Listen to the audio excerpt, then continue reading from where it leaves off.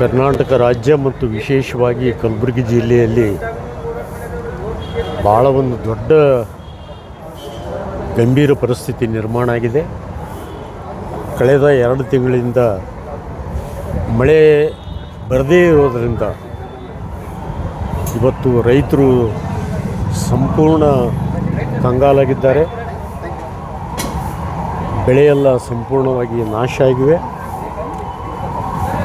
ಸರ್ಕಾರ ಅಷ್ಟೊಂದು ಗಂಭೀರವಾಗಿ ವರ್ತನೆ ಮಾಡ್ತಾ ಇಲ್ಲ. ಸರ್ಕಾರಕ್ಕೆ ನಾವು ಒತ್ತಾಯ ಮಾಡ್ತೇವೆ, ಇದರ ಬಗ್ಗೆ ಗಂಭೀರತೆ ತಗೋಬೇಕು. ತಕ್ಷಣ ಕರ್ನಾಟಕವನ್ನು ಎಲ್ಲಿ ಮಳೆ ಕೊರತೆ ಇದೆಯೋ ಅಲ್ಲಿ ಬರಗಾಲವನ್ನು ಘೋಷಣೆ ಮಾಡಬೇಕು. ತಕ್ಷಣ ಬೆಳೆ ಪರಿಹಾರ ಕೊಡಬೇಕು.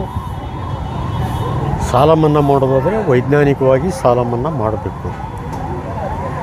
ಈ 3 ಬೇಡಿಕೆಗಳು ಭೀಮಾ ನದಿಗೆ ತಕ್ಷಣವೇ ನೀರು ಬಿಡುಗಡೆ ಮಾಡಬೇಕು. ಭೀಮಾ ನದಿ ದಡದಲ್ಲಿ ಲಕ್ಷಾಂತರ ಎಕರೆ ನೀರಾವರಿ ಮಾಡ್ಕೊಂಡಿದ್ದಾರೆ. ಭೀಮಾ ನದಿಯನ್ನು ನಂಬಿ ಅವರಿಗೆ ನೀರು ಬೇಕಾಗಿದ್ದೇ ಇದೇ ಸಂದರ್ಭದಲ್ಲಿ ಭೀಮಾ ನದಿಯವರಿಗೆ. ಅಲ್ಲಿಯೂ ಕೂಡ ನೀರಿಲ್ಲ. ಈ ಎಲ್ಲ ವಿಷಯಗಳನ್ನು ಅತ್ಯಂತ ಗಂಭೀರತೆಯಿಂದ ಪರಿಗಣಿಸಿ ತಕ್ಷಣ ಈ ಎಲ್ಲ ಬೇಡಿಕೆಗಳನ್ನು ಈಡೇರಿಸಬೇಕು.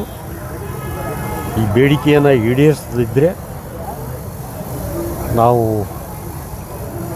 ಮೊದಲನೇ ಹಂತವಾಗಿ ಬೆಂಗಳೂರಿಗೆ ಡೆಲಿಗೇಷನ್ ಹೋಗಿ ಜಿಲ್ಲಾ ಉಸ್ತುವಾರಿ ಸಚಿವರಿಗೆ ಭೇಟಿ ಆಗ್ತೀವಿ ಮತ್ತು ಮುಂದೆ ಏನು ಮಾಡಬೇಕನ್ನೋಂಥದ್ದು ನಿರ್ಧಾರ ಮಾಡ್ತೀವಿ.